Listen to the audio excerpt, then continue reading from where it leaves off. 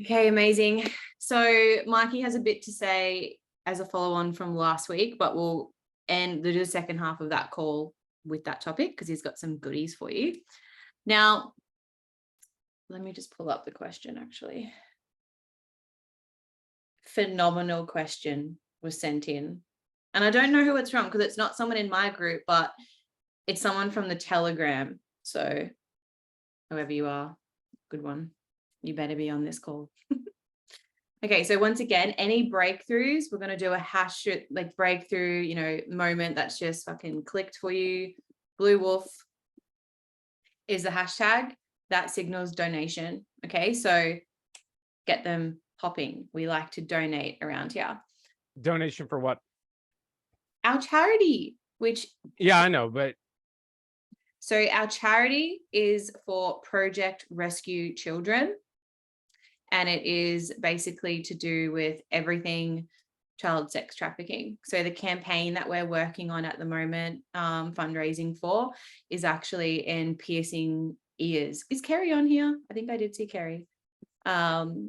Uganda, am I correct, Kerry? Can you drop it in the chat? Is the epicenter. And so what we're working on is piercing all these kids' ears, because when they're pierced, they're no longer deemed as pure. Right? So of every $10 we get to pierce 2 kids' ears. So whenever you do a hashtag Blue Wolf, that signals $10 donation. Okay. And for anybody who was on my session earlier that it was about the whole social media thing, that's what it was about, by the way. Yeah. It's Blue Wolf, like WOOF. Once upon a time, it was a wolf because of Mike's jumper, but just over time, we have migrated to wolf. Do you remember that? The day we decided on Blue Wolf and you're wearing that blue hoodie that had the wolf on it? Oh, yeah. Oh, yeah. So it was wolf. Now it is wolf. Like woof, woof type thing. Still within that realm. Yes. All right. So we've received a really good question. This is the question, guys, and it's a 2-parter, okay? It says, I feel like I'm constantly chasing my idea of success and I'm never reaching it. So that's part 1. Part 2 is, I'd like to know what one personality trait, if you can give one, that is responsible for the success that you guys have had. That's a loaded question and I fucking love it, okay? Look, I completely fucking get it. I know the feeling of when you feel like you're doing all the things and maybe feel like you're in a hamster wheel, right? Now, I know like you all need that. You need discipline, patience, consistency, vision, blah, blah, blah. But that's not what I'm going to speak to because you guys already know that, okay? When I got this question, I pondered on it for a good couple of hours. And it was at the gym when I actually realized what my answer would be for this. And I owe everything I have to my willingness to fail. Okay? Because the reason I say that is it's so easy to develop the winner's mindset, right? But the failure mindset is the thing that people really struggle to get a grip on. Because owning your failures is the ultimate sign of maturity and emotional intelligence, okay? Taking ownership is what successful people do, right? So that means taking accountability and responsibility for your words, your actions, okay? It means eliminating excuses. It means focusing on, positive action, the action-orientated steps that leads to the outcomes that you want. Okay, because the thing with failure is an experience that leads to wisdom. That's all it is. Failure is an experience that leads to wisdom, right? So question for you, and guys, I want you to blowing up the chat tonight, okay, because this is a conversation here. Question for you. I want you to think about an accomplishment that made you most proud. And just nod your heads when you've got it. Think about something and let this not be children, because my next question is, how did you get there? And obviously you had to have sex. So It's not that one. Look at Shane and his babies. Okay, so nod your head if you've got the accomplishment in your head that you're most proud of. If you're comfortable, drop it in the chat. Right? How were you able to get there?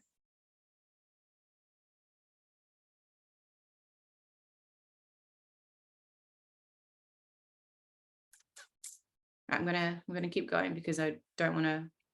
Diploma of Nursing, Perseverance.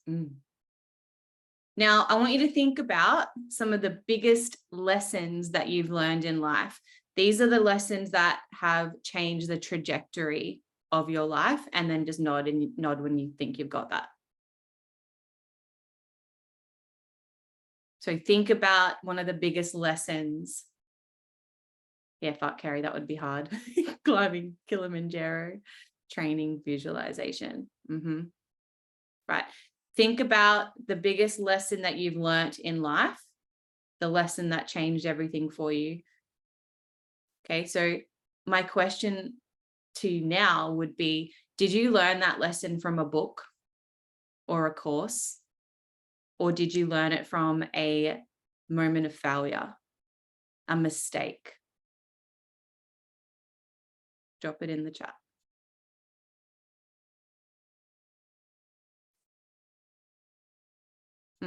I bet you can look back at an instance where you failed, where you made a mistake, and the road to achievement was rocky, right? So what I see people doing time and time again is they're trying to avoid failure. The reason why this question is so fucking good is because I'm seeing this everywhere. I'm seeing it in the Discord, right? Fear of losing, fear of being wrong, right? I'm seeing this left and fucking right. And I know that you also know, like good and well knowing that this failure is actually, whatever it is you're going through, right, is going to be the catalyst for your next breakthrough in trading. I know that you know that, right? If I was in your house, right, and I pulled a book from your bookcase and I said, regurgitate this book to me in 2 minutes, none of you would probably be able to do it. But if I asked you to regurgitate, what a weird fucking word, regurgitate. I just feel like I'm feeding a baby bird. Regurgitate. If I asked you to tell me about one of your biggest failures, one of your biggest mistakes, one of the biggest lessons that you've had in life, I bet I would not be able to shut you up. Right? So what I'm seeing with this is you will learn from the doing more than you will do the reading, more than you do the seeing, the fucking scrolling, right? In the doing, in the actual act. Okay. And the biggest thing that's going to help you as a trader is getting in the trenches, placing the trades and losing. That's actually going to be the thing that's going to help you the most. It's in the being wrong. It's actually feeling how shit it feels. Okay, because people I see experience this all the time, right? The problem is, Sasha, I've got 3 dogs at my feet, needy. The problem, what was I going to say? The problem with our lack of ability to handle failure is the thing that will make success so much harder for you to achieve.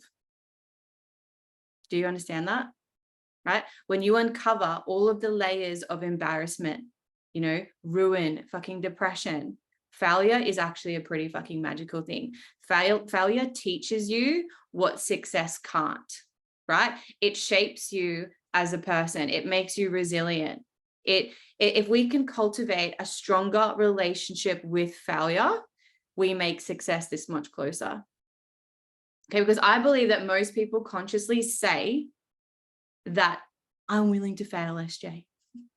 But realistically, I actually don't believe that you are. I do not believe you because of how you operate in trading and how you handle losing streaks. The way you talk about it shows me that you're not, but you'll tell me that you are.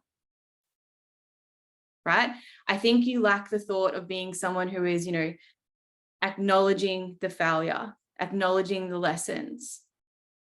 Right? If you were to look at your life And I was to look at the way you navigated situations, friendships, relationships, partnerships, business, trading, health, I would honestly say that you're not an embodiment of what you say you are.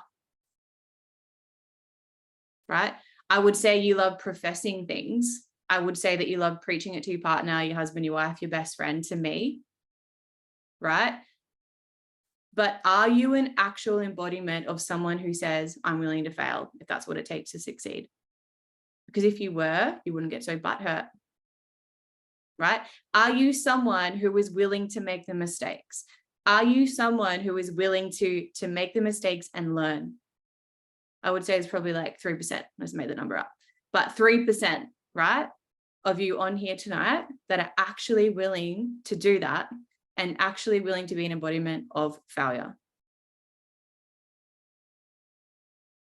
Right? How do you feel when you make a mistake? Honestly, put it in the chat.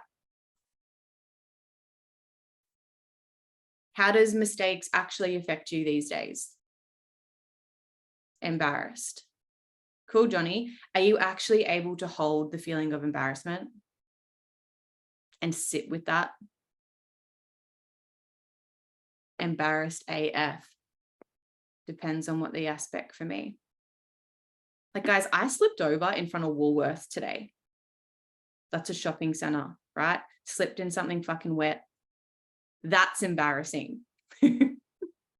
Okay, that's embarrassing. You trying something and making a mistake and not getting it right, that's not embarrassing. You see what I mean? Right? What you do after the trading mistakes, after the losses, that is the thing that is actually going to tell me the truth about how you want to fail. Like, by definition, Mike, can you pull up the definition of failure, please? Pretty sure it's like non-performance of something that's expected. What's the definition? The first thing, it says lack of success. Right. Sure. The omission of expected or required action. It's a really weird. Failure is the state or condition of not meeting a desirable or intended objective and may be viewed as the opposite of success. The criteria for failure depends on context and may be relative to a particular observer or belief system. Right. So in there, in that definition, guys, does it say that you're a worthless piece of shit? Does it say that you're not good enough? Right? Does it say that you're wrong? Does it say that you're the worst fucking human in the world? Did it say that what you've done is so fucking embarrassing? Does it say anything about you being a human being? No, it doesn't. Okay. So knowing that, now that we've got the definition, why are we taking it so personally? Right? Why do we cry, poor fucking me? Why do we let these mistakes and these lessons fill us with doubt when the actual definition is nothing to do with you as a person? Isn't that interesting? Right? Sure. Okay. Maybe your parents made you feel some kind of fucking way growing up. Maybe they shamed you. Maybe when you made a mistake, they sent you to your room. Maybe they didn't praise you enough, right? Maybe they didn't give you enough positive reassurance. You know, maybe they hit you. Maybe they didn't fucking hit you, right? Like for me, it was high achieving. If I fucked up, I got scolded. I got grounded. I got hit with the fucking spoon. I got silent treatment. Okay. But none of that actually matters because we're all adults here. So am I going to continue to blame my parents for that? Am I going to continue to actually treat myself the same way they did? No. So my point is, at what point are you willing to take responsibility? At what point are you willing to strengthen that part of you? Because now that it has nothing to do with a human being, it actually means nothing about you as a human. It means nothing about your wounds, right? So when are we going to stop actually utilizing failure to reconfirm how shit we may feel about ourselves, right? And then to add on to all the existing beliefs that you may have about yourself. Like, let's just keep fucking layering on, shall we? When are we going to stop that? And maybe there's some of you on here tonight that's like, no, I don't shame myself. This is the first time I've been on one of these calls. What is this shit? Right? Whatever. But if that's the case, if you're the person on here that's like, no, I don't shame myself, I don't do that. Let me ask you this. Does anyone know about your fails or your failures or perceived failures? Does your journal know about them? Right?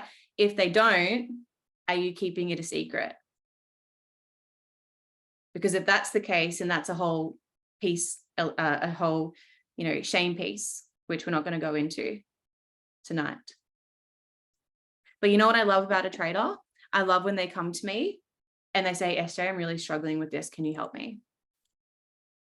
Instead of the people who perform for me or anyone else because they don't want to be wrong. They don't want to seem like they don't know what they're doing, right? One of the greatest self-assessment questions I ask myself regularly is, where in my life do I know I could be doing better and I'm not? Where in my life am I pretending to be better than I am? Where in my life am I performing for love, for acceptance, to be seen, to be deemed as worthy? Insert the fucking thing. Like, lots of you are actually really good at sharing with me the honest truth of where you're at. Some of you, I would have no fucking clue. I'd have no clue. Right? So I truly believe that people that love self-development work are actually some of the biggest avoiders of self-development work.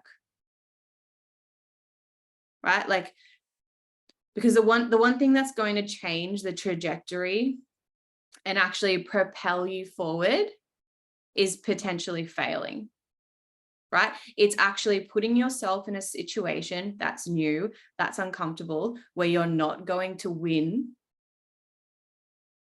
And we constantly avoid to do that all the time, right? Like, why are we always avoiding that? Right? I truly believe that letting yourself not only fail, but be seen as a failure will be a fucking game changer for you. Right? Like, I'm telling you now, allow yourself to actually experience failure instead of just trying to do everything to avoid it. Let your ego be challenged, right? Actually let yourself be seen in a mistake. Right? I perceive failure to be not a huge thing whatsoever, right? I perceive failure to be micro things. Things like, I overspent today and I shouldn't have, and I went over my budget. Things like, I was supposed to train today and I didn't because I couldn't be fucked, right? I committed to doing 10,000 steps today and I didn't because I couldn't be fucked. I didn't hit my protein target or my calories today. I overate. I didn't follow my trading plan when I know I should. I didn't journal my trades because I couldn't be fucked. Right? They are all the things to me that I perceive as a failure. Getting a trade wrong is not a failure. Getting a trade right if you didn't follow your trading plan, that's a failure. Right? Can you let someone see that in you? Can you let someone actually see how inconsistent you are? Then ask me why you're not where you want to be. Can you let someone see how much you actually don't live up to the promises that you set for yourself?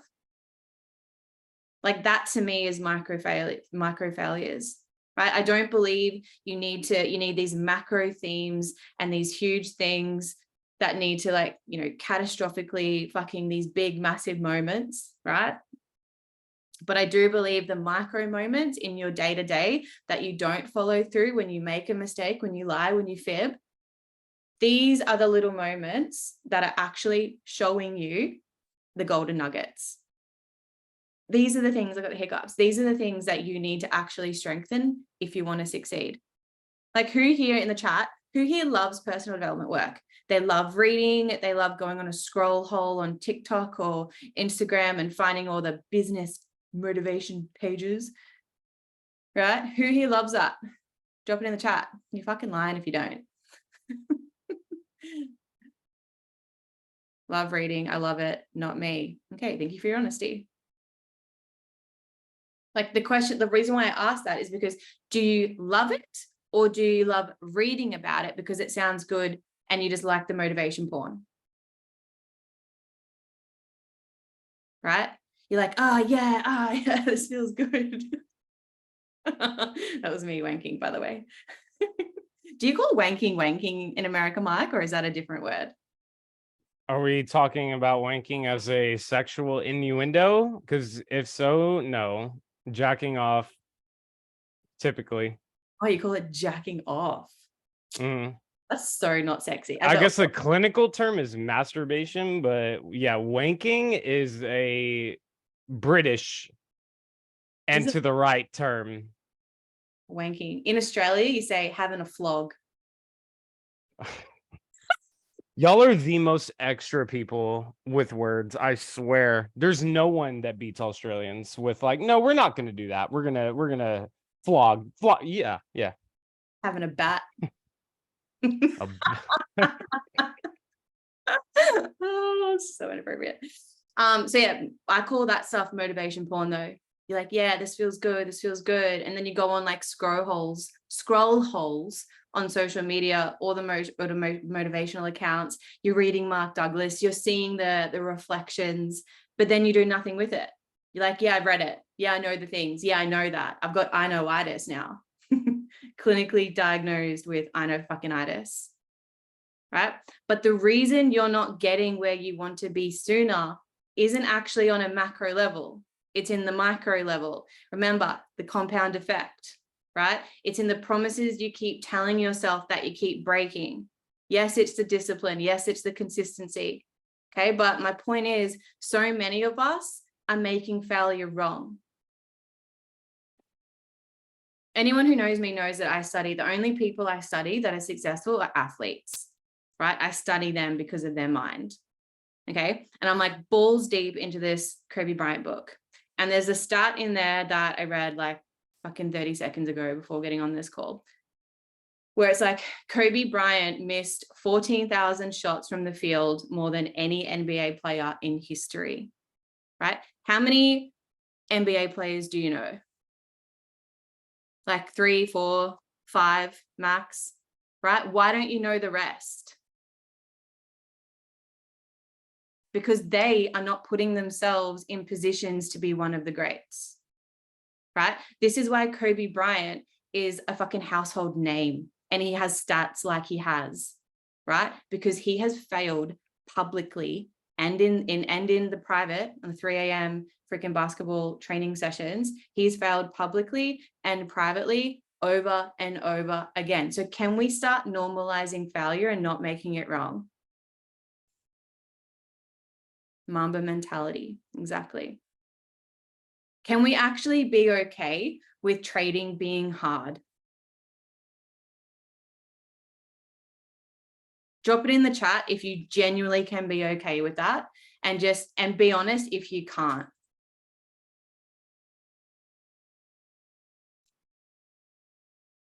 Can you be okay with trading being hard? Can you be okay with it taking longer than you expected? If you knew what is at the end of it.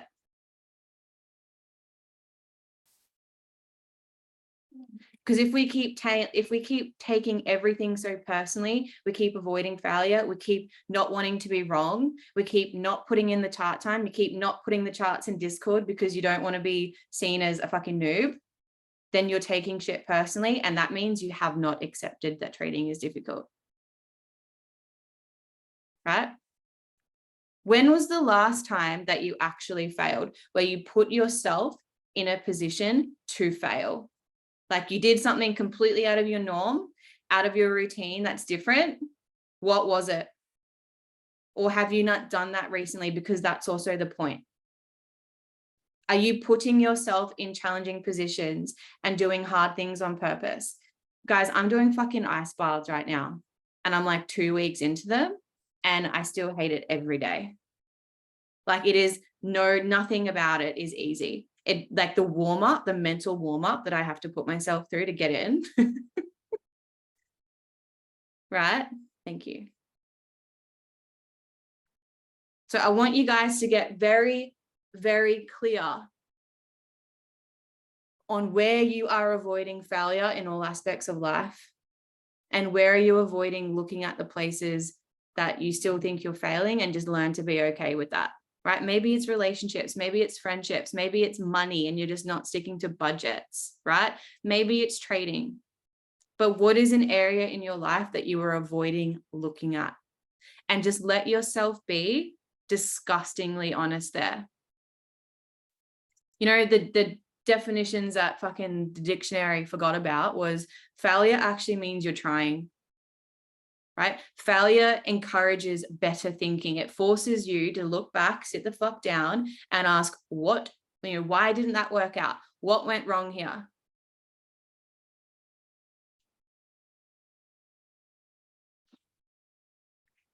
Onta, can you write in the chat? I have a lot of fear during trading. Can you write out what you fear in trading? And then Mike and I can loop back to that. Right? The thing with winners and successful people, they're not afraid of losing, but you know who is? Fucking losers. Losers are afraid of losing, but winners and successful people understand that failure is a part of the process of success. But people who avoid failure, what do you think you're also avoiding? Success.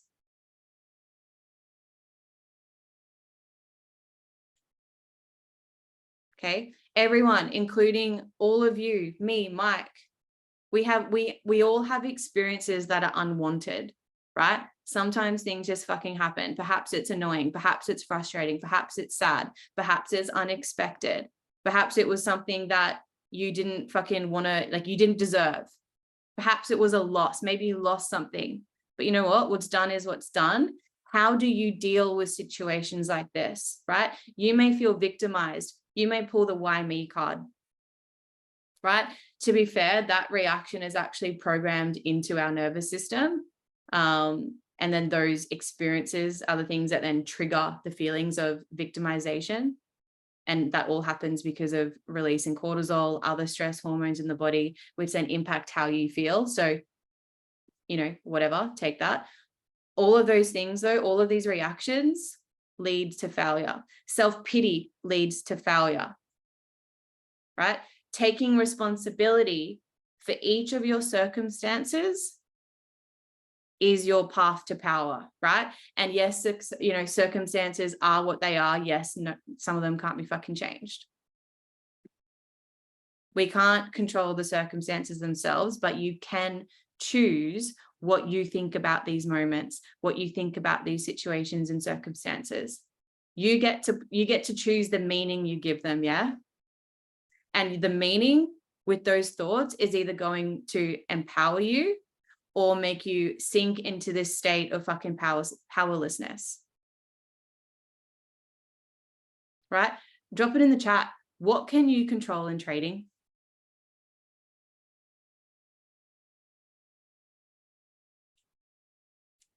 What can you, just so everyone's clear here? Risk, executions, what you do yourself if we take the trade. Right? You can only focus on the time of day you trade, when to enter, what markets you trade, right? Your stop loss, the time you put into it, when you close out a trade, the overall risk, right? The emotions about the outcome of the trade. If you feel any other way than neutral, then that means that risk hasn't been accepted. You can control that, right? You get to control what you learn from the trade, whether you journal or not, pre-trade planning, whether you follow your trading plan or not, controlled optimism. Oh, sorry, I thought that was a thing. Whether you wait for all of your confirmations or not. Yet, why do we play victim to all those things? Isn't that interesting? You can't control where the market's going to go. Traders cannot control the market itself, right?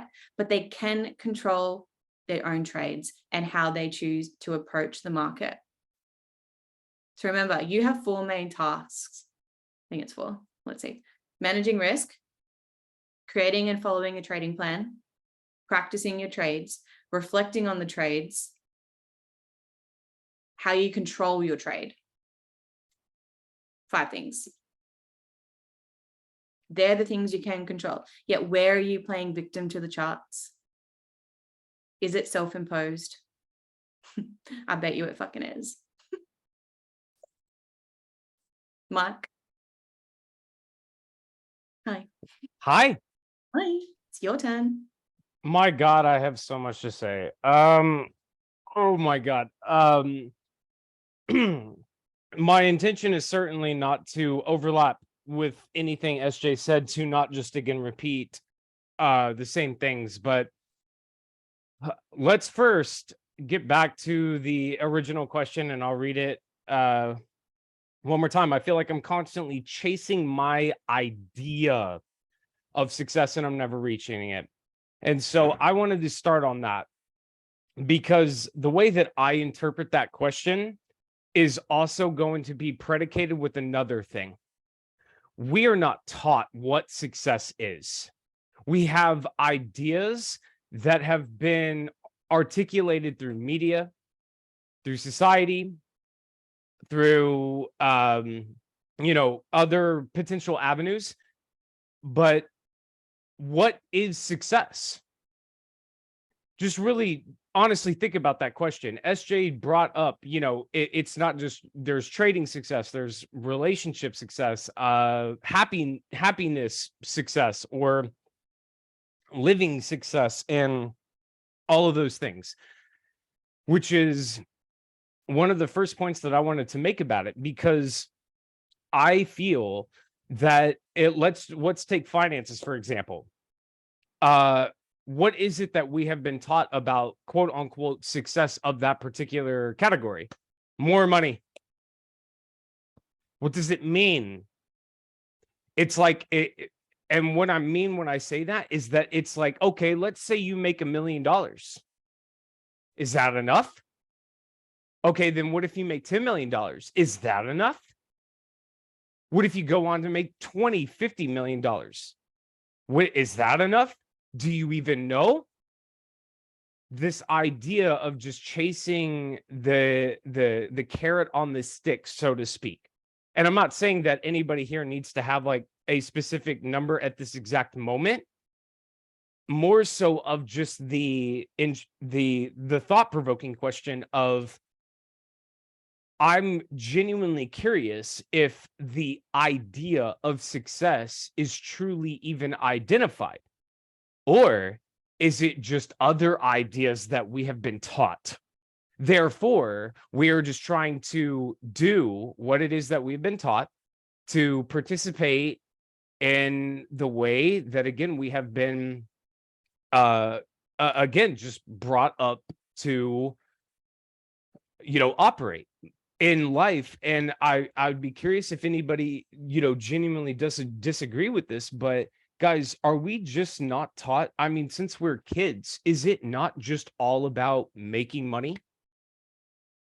I mean, really, truly, at the end of the day, isn't that all we're ever really taught to do? Is to chase money through we can use the vocabulary of a career, or, I mean, entrepreneurism really wasn't there, certainly not trading, but,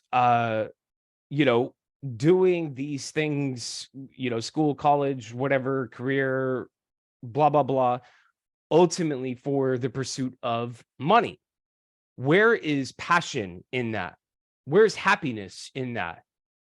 Because if success is only going to be, if success is only being defined by a number amount, then there is no answer to it. Because again, if I were to ask you, what if you made 10 million? Are you happy? 50 million? Would you be happy? Do you even know? No one knows. That's the first point that I'm trying to make, is that success is this idea of what I would consider to be a unachievable thing, because no matter what it is that we could talk about, there's always another threshold that we could create that then creates the lack of, the scarcity of happiness in a relationship, finances, or like, oh, I haven't traveled to every place in the world. I've been to 300, but I haven't been to all 700. I mean, the goalpost can constantly be pushed. And so and this goes back to a question I've asked many, many times of, like, again, what the hell is the point if we don't even know why we're doing what we're doing? And again, like, my answers is gaming and music to that, but that's just about passion. And again, what success is to me is not necessarily a monetary value. Money is important.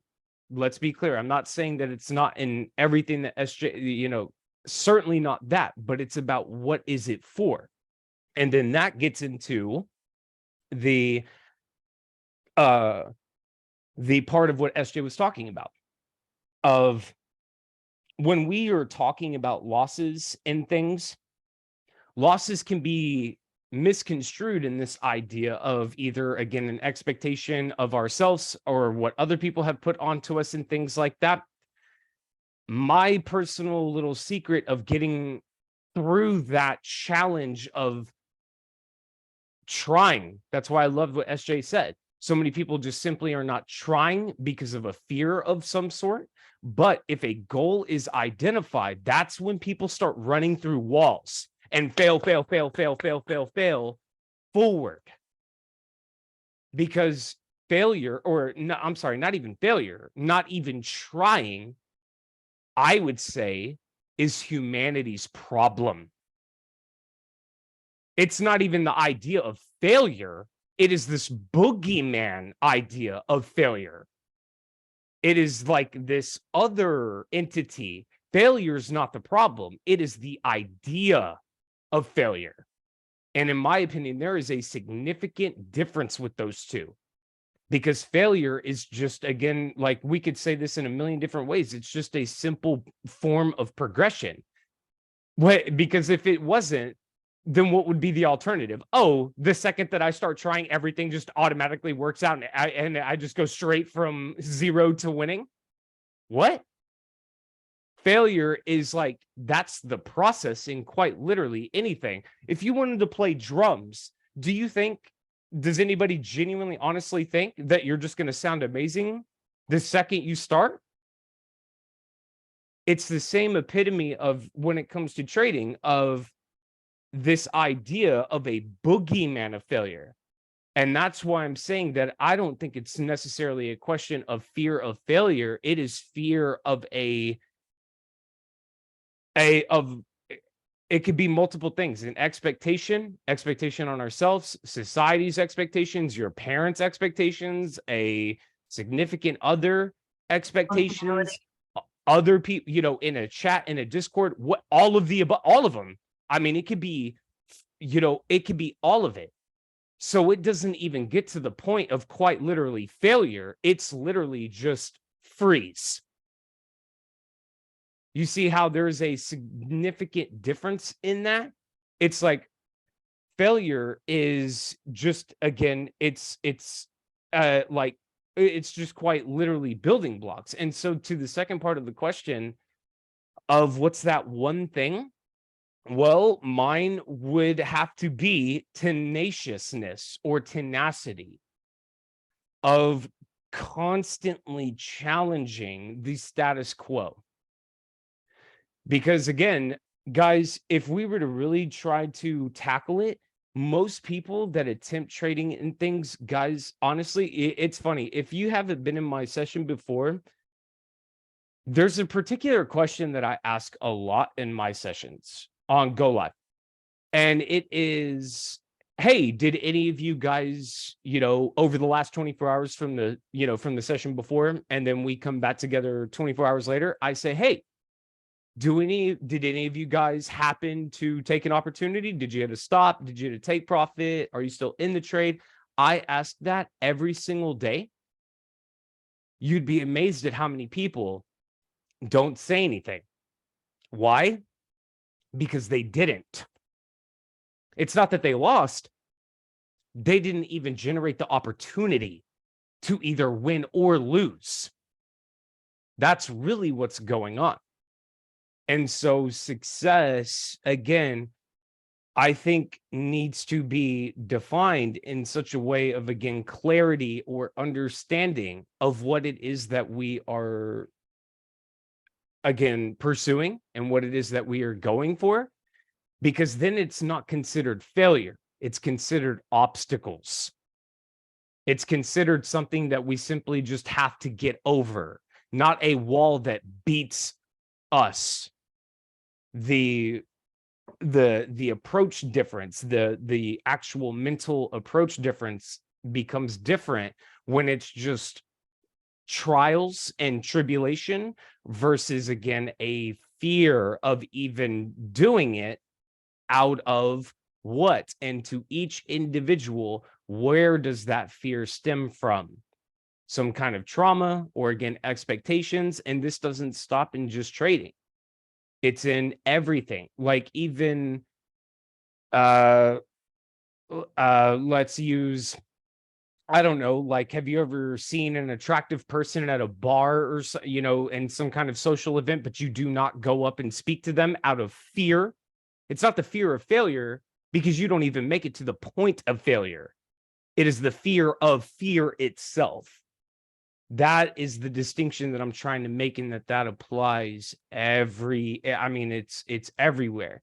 The ones that do end up successful, like what I said about Kobe, was that and even Michael, and by the way, Nani, yes, they are what you said they were, but I mean, the logic is still sound and the numbers are still sound with it as well. But nobody remembers the amount of shots. Like, Michael Jordan missed more than he made, but nobody they'll talk about it if they actually get into that conversation, but of course regularly nobody will ever discuss that, because then when you look and compose that to all of the other players, well, most of the other players in the NBA, they don't even take this shot, they pass the ball, because they don't want to be the one in that situation in the first place, probably because of due to accountability, right? Then not to not be the person that misses that shot. I passed the ball, so no longer the assumption of responsibility is on me. I'm in the NBA. I'm quote unquote doing what I'm supposed to be doing, or in context of trading, I'm watching the videos, I'm participating in the education, I'm doing what I'm supposed to be doing, but I'm not taking the shot. There is a clear and defined difference of fear itself versus, the actual fear of failure. And I just wanted to say, like, I genuinely challenge you guys to, again, think about it. It is not a fear of failure. It is fear of fear. That's it. Because the ones that, again, unlock that, like Kobe, if to come back to that example, he stopped fearing fear and started embracing the fear of failure. And that's where they miss.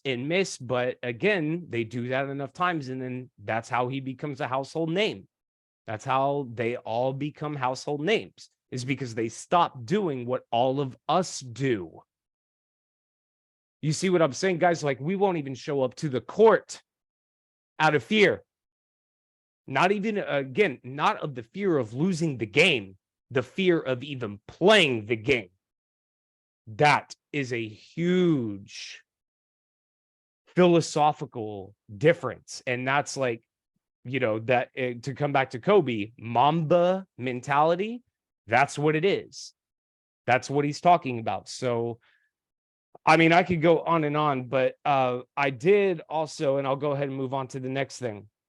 SJ, I sent it to you in text. I don't know how you want to do it.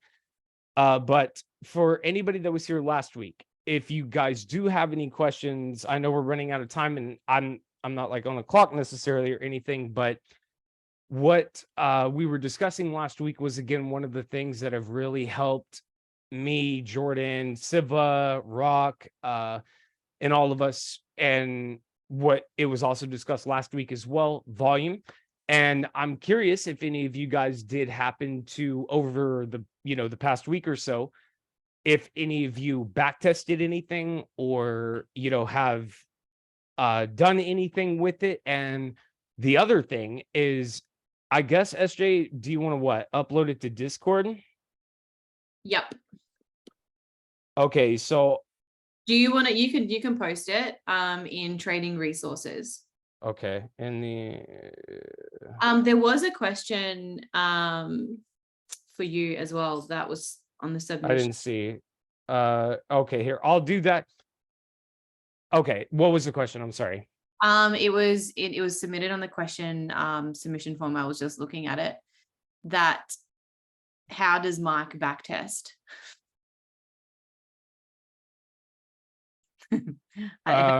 They're anonymous, so I don't know who asked that, but I guess just in the terms of, well, the only reason why I don't exactly understand like how physically, or because that would be the replay function on TradingView, but I don't know if that's the question. okay, so would you, like for me, I do, like say with my IC candle video, right? That is essentially me backtesting IC candles. So I like to have an agenda when I backtest. But you can backtest anything. You see what I'm saying? So I'm not maybe exactly you backtesting volume then, because it's a recent question. So maybe it's in regards to that. okay. I don't know if this is like going to answer this question, because again, I'm trying to think of like what the what the question is, but how I'm sorry, there's like 50 different ways I can answer this. This is why like I'm trying to put it together in my head. Okay, maybe it's like how were you backtesting volume? Well, whenever you're looking at any, like, I'm just scrolling back and back and back here just to create a different thing. So like right here, for example, let's look. So backtesting volume, or again, also to context as well, anything. Whenever we're looking at something, there is the replay function, and I can delete all of this, but I just won't strictly for this example. Because again, I'm not sure if that's what's being asked, but volume is something that again is down here just on the bottom, and this is on the 15-minute, and of course on all of the different time frames it can be represented different, because like this is the 15-minute, right? So if I were to go to the 30-minute, it's combining each one of those like every two volume bars down here are combined. But the point is that when we are identifying what it is that we are looking for and how backtesting is beneficial, is to deliberately find the same repetition of examples, not to force them, but I would even say to go as far as to not easily identify them, but to look and see, oh yes, there is a clear indication of something that is going on. So like, okay, right here, this is a just, and I have no idea, we're just right here, for example. So this and this, actually this is really recent, isn't it? In fact, I think this is because I refreshed it. Okay, let me just do another one, because I think that was actually in fact the exact one, because I refreshed the chart here. Okay, so let me find another one really quickly. On this as well, though, you may want to preface that you can only replay on a paid account. Well, I think on a free, I think on a free, so yes, so you could still do this. Yeah. even on a free, but the daily doesn't necessarily matter. It's the action of it. It's what you would do on the daily is what you would do on the 5 minute. It's the same thing. It's just a different time frame. But yes, that is a valid point to definitely bring up here. So let's take this right here, for example. So when you see, oh wait, no, that's not divergent. Okay, I'm right now what I'm doing is I'm like looking for one in particular. Like I'm trying to find an easy example to show here. Okay, so here's one. Okay, so it's not the absolute strongest, but well, yes, it is. This right here, and then this right here, which would be on that candle, and here it would be that candle. So what is it that we are being shown right here is just an example of, volume in this example of what we are talking about. What is it that it is showing here is a bullish divergence. Why is this? Because this particular volume candle that I'm identifying here is higher, not by very much, but it definitely still is from this candle, which is absolutely way, way more than this candle way down here. But do you see the volume reflected in that particular bearish candle? Do you see how much higher this candle is, but yet the volume associated with this particular candle is identifying and showing what? A massive selling pressure candle. Overselling. That's what the volume down here is suggesting, way, way, way overextended on the selling side. This is an example of, again, bullish divergence, not bearish like last week's example. This is bullish divergence to identify what?